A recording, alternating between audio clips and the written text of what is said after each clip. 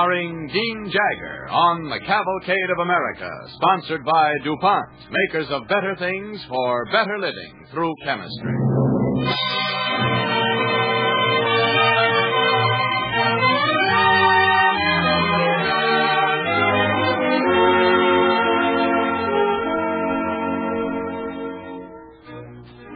Tonight, Cavalcade brings you a story of the men of the Merchant Marine. Those men who, without benefit of glamour or acclaim, go quietly about the business of sailing cargo ships across the seas. Our play, Torpedo Lane, was written by Stuart Hawkins.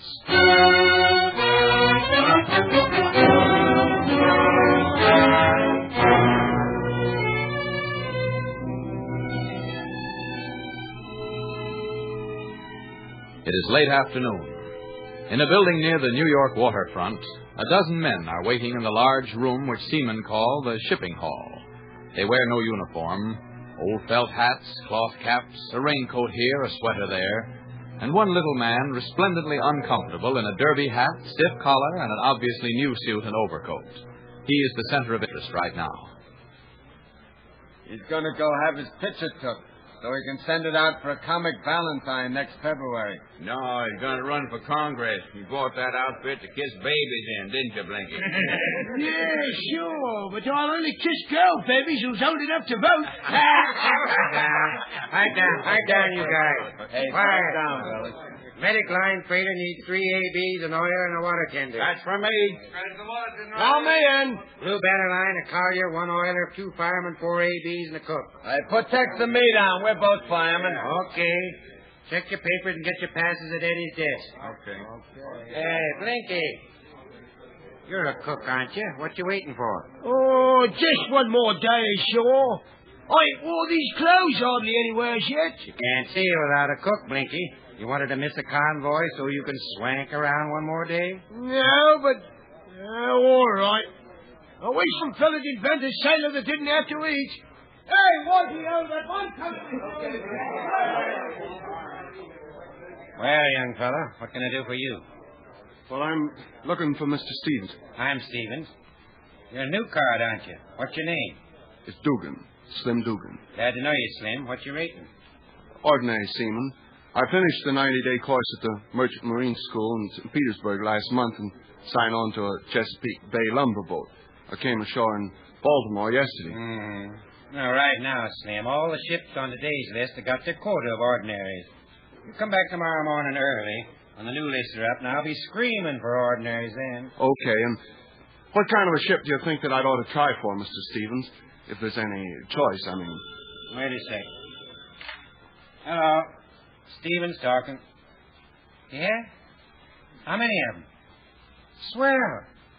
Of course I will. Yeah, I'm starting right now. Bye. Hey, Eddie, Yeah? what's the call till I get back? Okay. Gotta run, Slim. There's a Coast Guard boat coming up the bay with 7 more survivors off a tanker that's torpedoed last week. I'm gonna meet him. Hand me my coat off that chair, will you? Well, sure. Here you are. Say, look, Mr. Stevens, can I go along with you? You know, I'd like to see him, too. I mean, guys who've really been through it like that. Okay, I guess I can get you onto the pier. But we gotta hurry. They said she's almost in already.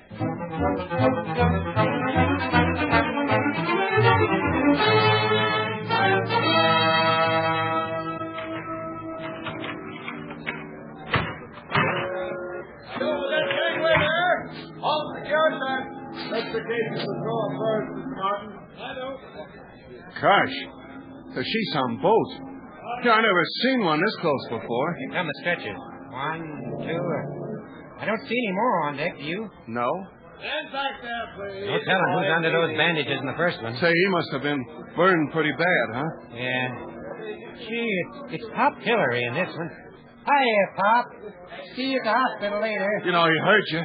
He grinned at you. Thank God there's only 2 of them. 2 out of 7 ain't so bad. Here come the other guys. Mike Sherman and Swede. Hey, Mike. Mike Sherman. Come over here, Mike. Hi, Stevie. How you doing, boy? Hey, is Lazaro ashore yet? Lazaro? Yeah, they brought him in last Thursday. Hot dog. I bet him $2 he'd come out of this okay. I'm afraid he wouldn't be here to pay up. You big lie. Mike, Uncle Mike. Say, Helen. Oh, I thought I'd never get here. How are you? Fine. Are you hurt? No. Oh, you're back again anyhow. You're not hurt, are you? Hey, take it easy, kid. I'm okay. Not even a scratch. Oh, meet Mr. Stevens. My niece, Helen Brophy. Hello. How do? This is Slim Dugan. New hand just out of school, St. Pete. I'm glad to know you. How do you do? Check, kid. Mike, now that I know you're okay, I'll go check up on the others. Sure, Stevie. Uncle Mike, are you sure you're all right? Of course I am. Oh, you dames. Always worrying, even when things is all over. How long were you drifting, Mr. Sherman, before they picked you up? 6 days. And lay off that Mr. business. My name's Mike. Okay. 6 days. That must have been something to go through. Oh, it wasn't so bad. Only trouble was nobody thought to bring any cigarettes. Say, Helen, where's your mom? Didn't she come down with you? She wasn't home when they phoned, and I left a note saying I'd call her as soon as I knew how you were. Well, let's go tell her to start getting dinner ready. Boy, I've been dreaming about one of her pies for the past 3 days. Now, I guess Mr. Stevens has gone right along with the ambulance. Huh? Mike. Yeah. So what's a good hotel in town that don't cost so much?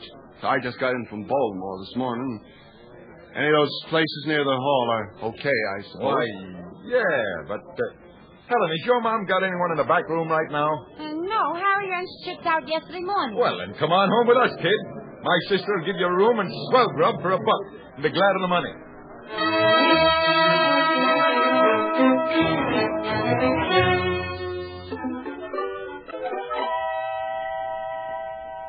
Uncle Mike's ready for more coffee, Mom. Well, pass your cup then, Mike. I thought there was a coffee shortage. Oh, not tonight. Go on with your story now. There's nothing to tell. We burned out a bear and had to drop out of the convoy. Next morning, we got it. How? Before I could even get topside, another one. Wham. 2 torpedoes this time, huh? The other time, they only hit you with 1. You mean you've been torpedoed before, Mike? Yeah, didn't I tell you? 3 months ago on the Facedown Bay. That time we got the fire under control and brought her in okay. How's about another piece of pie, Mike? Oh, gosh, no, sis. I'm full enough to bust right now. Oh, you Slim? Just this little sliver? No, thanks, Mrs. Brophy. Go on, Mike. Well, by the time I got on deck, 2 tanks was ablaze. 1 forward, 1 amidships.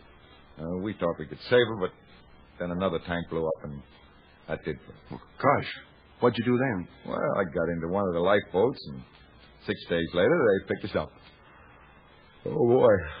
Looks to me like you're ready for bed, Mike. I sure am.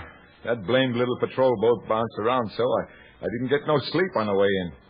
I don't know how those gobs stand it on them things. I wouldn't have minded being on one if I could have gotten into the Navy. You're welcome to 'em. I like a steady ship under me. Now, you take a tanker carrying 100,000 barrels of airplane gas. Why, she'll slide along as steady as a billiard table in most any kind of weather. Why wouldn't they take you in the Navy, Slim? Oh, my left knee's got a gimp in it.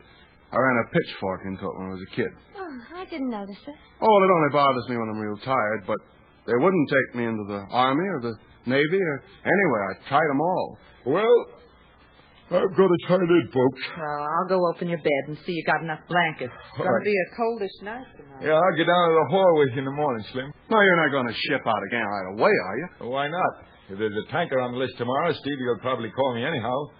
Might as well save him the trouble. Night, kid. Night, Helen. Night. Good night, Uncle Mike. Gosh. I can't figure him out. What do you mean? Well, I just can't imagine anybody wanting to be on a tanker instead of on a patrol boat. Why not? Uncle Mike sailed on tankers for the last 8 years, and he's used to them and he likes them. Yeah, but on a patrol boat, he'd be chasing subs instead of getting sunk by them. He'd really be counting for something. You mean you don't think what he's doing counts for something? Well, it's not like one of the fighting services. Oh, that's the craziest idea I ever heard of. What good are your fighting services without gas to fly the planes and run the tanks and stuff? Oh, sure. I told myself all that when I signed up at the training school. But there's a difference. Oh, you bet there's a difference. There's no uniform and no medals and no glory about the Merchant Marine. There's only work and going into danger knowing you can't fight back when it strikes.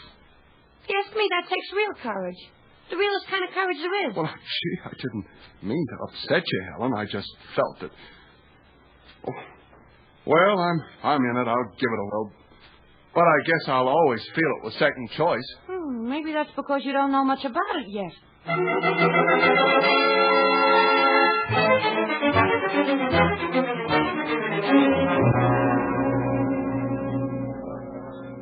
Stevie. Hello, Mike. Hiya, Slim. You're just in time, Slim. Got a freighter that needs 3 ordinaries in a hurry. Blue Banner line. Hold it, Stevie. Slim ain't interested in no freighters. Huh? What's posted for us tanker men this morning? We want to ship together. Say, you haven't gone and talked the kid into becoming a tanker stiff like yourself, have you? Listen, Stevens. The last guy who called me a tanker stiff didn't wake up the next day. Come on now, what's on the list? Well, there's one up with your old line, Mike. Wants an AB and 2 ordinaries. Check off 1 AB and 1 ordinary, Stevie. Okay, kid? Sure. Where is she, and how soon do we go aboard?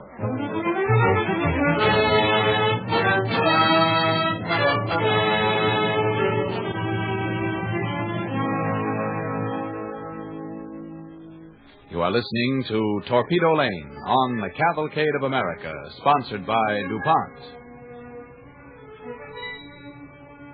As our play continues, Slim, played by Dean Jagger, is talking with his friend Mike. It has been 14 days since they left home port.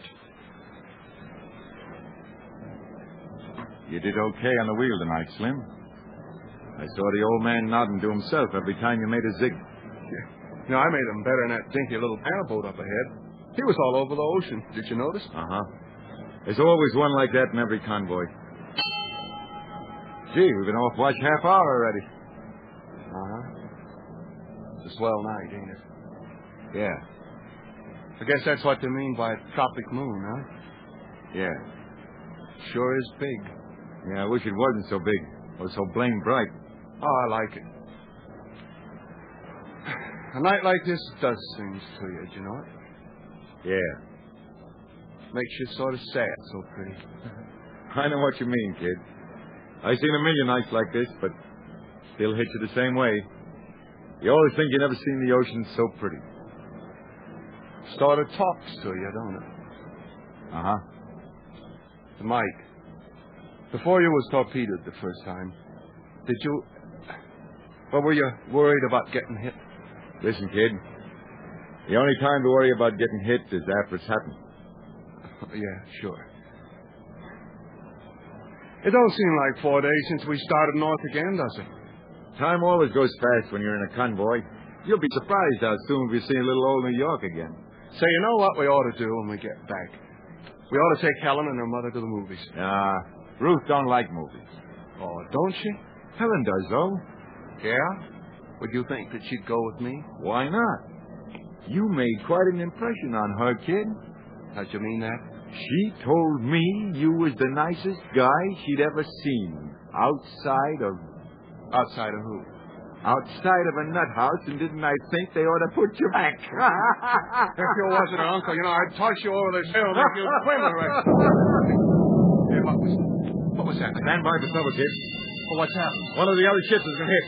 Come on, over the port side where we can see. Yeah, the banana boat. Look at it. Torpedo? Of course, you dope. There's a sub off there somewhere. He's had it silhouetted against that moon. Holy smackers, there it comes. Torpedo coming on the port beam. Turn! Hard left, brother! Why don't they turn her? It's too late, Mike. It's too late. It's going to get it. That lousy moon. The sub had us lined up against it like ducks in a shooting gallery. Kiss the deck, kid. My God.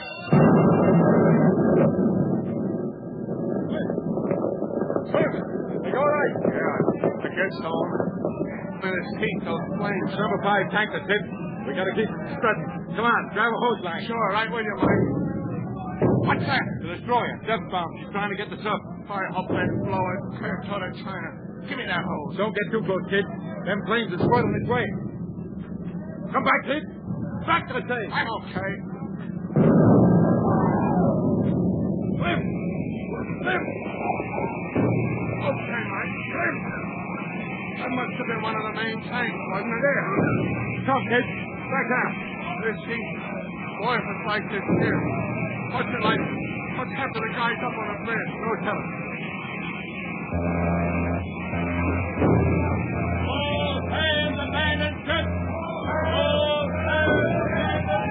Here we go, kid. Jesus, no use trying to get the lifeboat from here. Over to this side, Mike. There's no burning oil to win it here. Okay, kiddo. See that life raft floating out there right in the moon track? jump. Slipper. You first, Mike. I'll follow you. This ain't no time to be polite, you mug. Go on, jump. Okay, Mike. See you later. Watch yourself. Here comes Bava!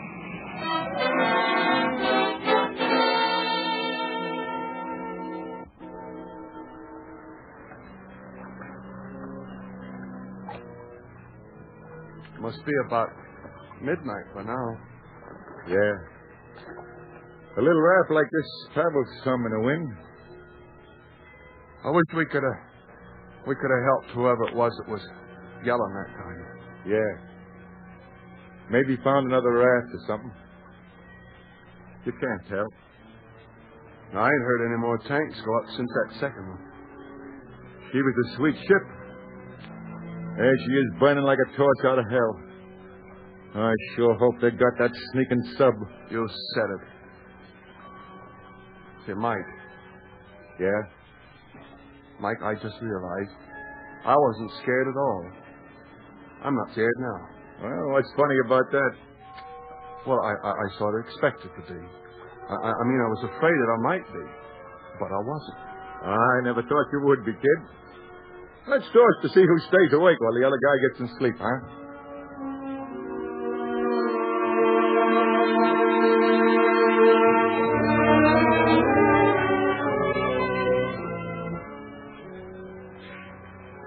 Boy, that sunshine feels good.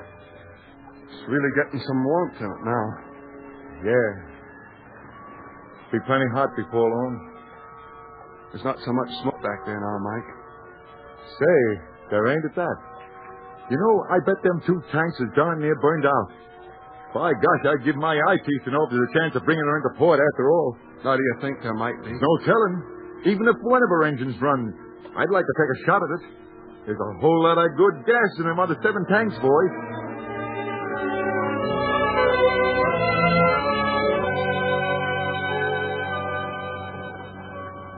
Mike.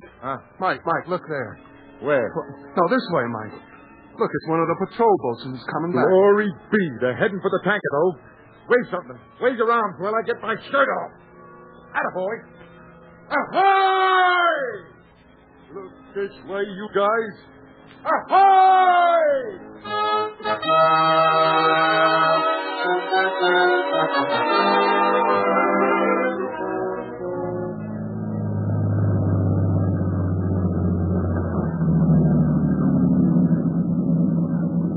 On the raft. Can you men come aboard without help? Put her alongside. We'll hop on, Lieutenant.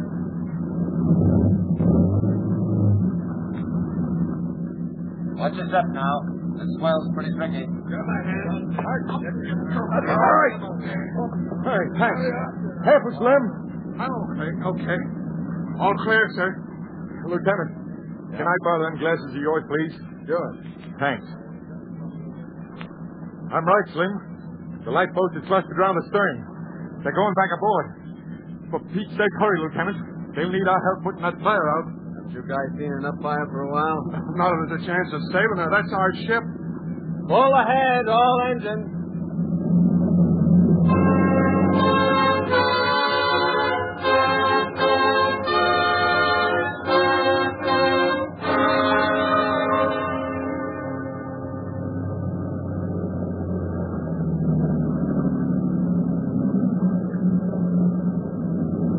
She looks far from burned out yet. We can put that blaze out. There's the old man by the rail aft the ventilator there. Come on, Lieutenant. Put us alongside that sea ladder. There's a nasty sea running. You have to jump quick. Hey, Captain! We're coming aboard. Okay? All right. We need every hand if we're going to get her in. Now, you jump first, Slim. And get up that ladder fast. Don't be in my way. Right. All right, go ahead, jump. I made it. Come on, Mike. Coming, kid. Hey, sit up. Hey, he missed the man who's in between. Pull astern, all engines. Turn that boat off. You'll touch him. Grab him. Hey, you with that boat off. Take him out. There he is. Get him. I got him. Give me a hand with him, boy. Slogan, don't hang on that ladder. Want to fall in, too? Hurry. But Mike's hurt. He's hurt bad. They've got him aboard the patrol boat. They'll take care of him. Up that ladder with you.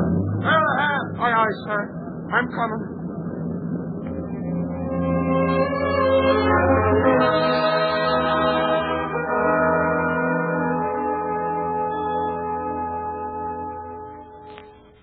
Hello, Mr. Stevens. Well, but ain't Slim Dugan. Hi, kid. Where'd you come from? Sir, Mr. Stevens, you heard anything about Mike?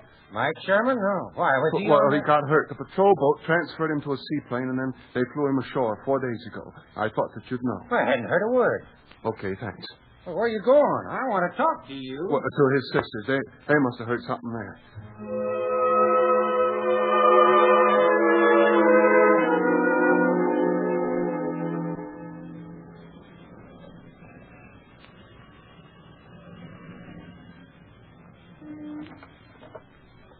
Hello, Helen.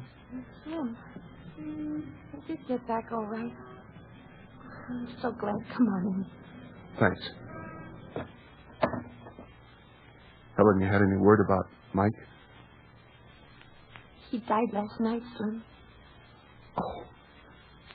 Mother was there at the hospital when he went. He kept asking if we heard from you. He was worrying about getting the ship in. Yeah. He would. He was a great guy, Helen. Yes. Did you bring him in all right? Yeah. With 3.5 million gallons of aviation gas still left. He'd have been glad. I wish he could have known it was okay before he went. Oh, excuse me. Hello? Why, yes. Just a minute. It's for you, Slim. It's for me? Okay. Hello? Oh, yeah? Why? Well, yeah, sure. How soon? Okay, sure. Bye. Who was it? It was Stevens. There's a tanker that's short-handed. Oh, And she's got to clear tonight. so soon?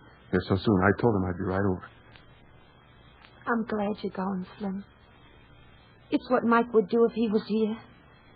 You know, I'll never be as good a tanker stiff as he was, but I can try anyhow. You don't know where you'll be going, I suppose. Well, Stephen said to bring my heavy clothes. Guess that means that I won't be going down south again. You know, I guess this time that we'll be taking high-octane gas right to the boys who use it. Right to where it'll be doing fighting service. Wasn't that what you said? Yeah, I guess it was. I must have sounded sort of silly that night. That seems a long while ago now. Yeah. Well, I'd better be going. Goodbye, Helen. We'll be expecting you to drop around here when you get back, Slim. Yeah, I will. Helen, I sure will. Good luck, Slim. I'll be seeing you. So long.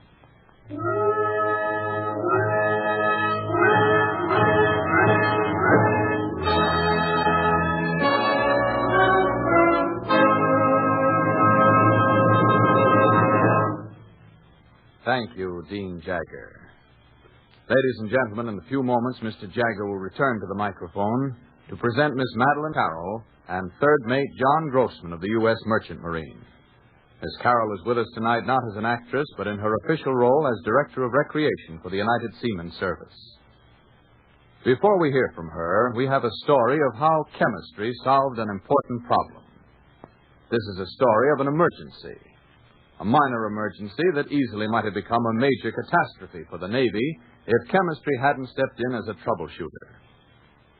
Paints, lacquers, varnishes, practically everything that flies or floats must be given a protective coating of one kind or another. That often means paint. Well, where you need paint, you need paintbrushes. And that's where the trouble began. Paintbrushes must have bristles. And for the past quarter century, American brush manufacturers have imported their bristles from the Orient. Something like 80% of the ones America used for brushes came from the scraggly hogs of China and Manchuria. The rest came from Russia. And that was all right before Pearl Harbor.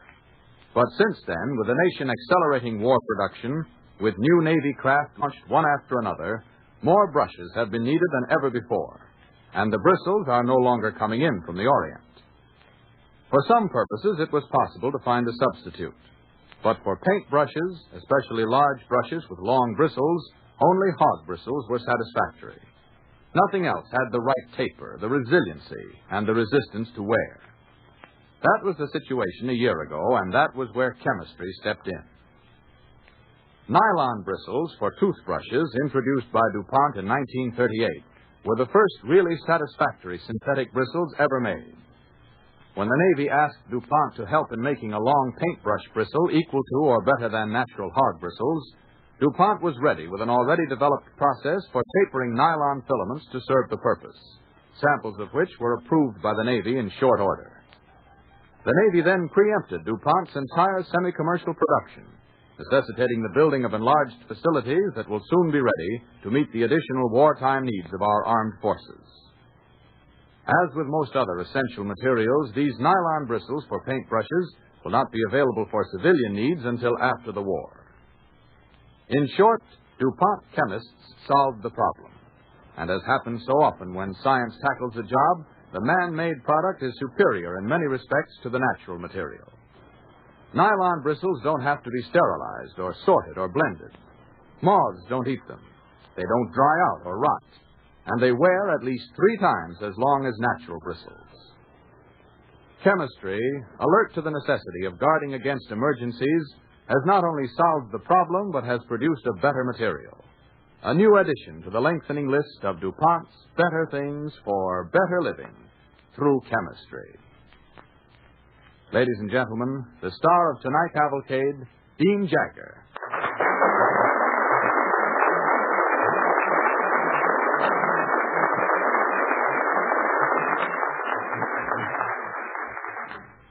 Thank you. On this broadcast, honoring the men of our Merchant Marine, it's my pleasure to present Miss Madeline Carroll, as Director of Recreation for the United Seaman Service. Thank you, Mr. Jagger. Appearing with me tonight is John Grossman, who is third mate in the Merchant Marine. I've asked him to come here because he is typical of the thousands of young men who have entered this very important arm of our war effort. Tell me, Mr. Grossman, are you on furlough now? No, I'm not, Miss Carroll. I'm standing by for assignment to a ship. You see, I've just finished 4 months training at New London that prepared me to sit for my mate's license. There were more than 1,000 of us altogether at the school. That training school is something new, isn't it, Mr. Grossman? Why, yes, it is. In the old days, most men could go to sea 1,000 years and never get out of the forecastle. But that's all changed now. Today, we are paid $126 a month while we study. And when we finish the course and made the grade, we receive a license that's good for any ocean, any time. We're learning from our previous mistakes. After this war, we're going to keep our Merchant Marine and not give it back to the Indians. Amen to that, Mr. Grossman. And until the war is over, ladies and gentlemen, it is up to us to see that the men of the Merchant Marine are provided with recreation, medical help if they need it, personal service, and companionship when they are ashore. We do it, and rightfully so, for our soldiers, sailors, and Marines. The Merchant Marine deserves support, too, in whatever way you can afford. No matter how little it is, it will be appreciated. Won't you help?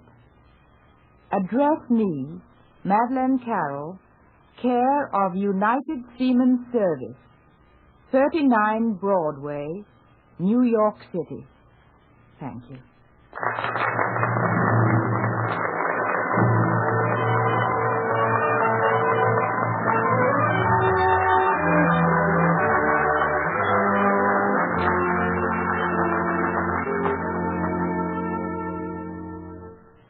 Next week, ladies and gentlemen, Cavalcade brings you a narrative story of a subject vital to every one of us today, Alaska Under Arms.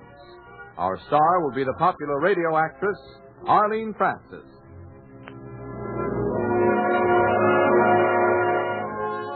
Be with us again next week when Cavalcade presents Alaska Under Arms, starring Arlene Francis. The orchestra and musical score tonight were under the direction of Don Voorhees. The part of Mike was played by Ed Jerome. The role of Helen by Ann Thomas. Cavalcade is happy to announce that Dean Jagger will soon be seen in the Broadway production Yankee Point. This is Clayton Collier sending best wishes from DuPont. The program came to you from New York. This is the National Broadcasting Company.